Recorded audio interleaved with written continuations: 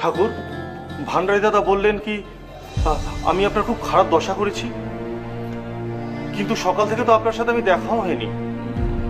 আমি শুধু ওই বুড়ো মালি। মারলে কানে মারলে কানে গায়ে খুব জোর হয়েছে তাই বুড়ো মালি দাদার উপরে ফলিয়েছ? না ঠাকুর, আমি কোনো জোর ফলাইনি।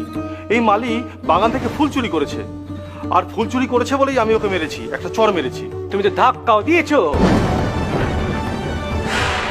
কিন্তু আপনি জানলেন কি করে? সেখানে তো আপনি ছিলেন না। তাহলে এর এখানে ব্যথা নাকলো কি করে? তোমারে না জানিয়ে সে ফুল তুলেছে এর মায়ের জন্যে। তুমি ওই পাহারাদারি করতে গিয়ে তারে শাসন করেছো, মারলে তার গালে আর ব্যথা লেগেছে এর গালে। প্রেমের ঠাকুর আপনি, না হলে কেউ অন্যের ব্যথা নিজের গালে নেয়? আমায় ক্ষমা করে দিন ঠাকুর, আমি আর কখনো কাউকে আমি আঘাত করব না। সেই আঘাত করলে আপনার গায়ে লাগবে। দয়াময় আমায় ক্ষমা করে দিন।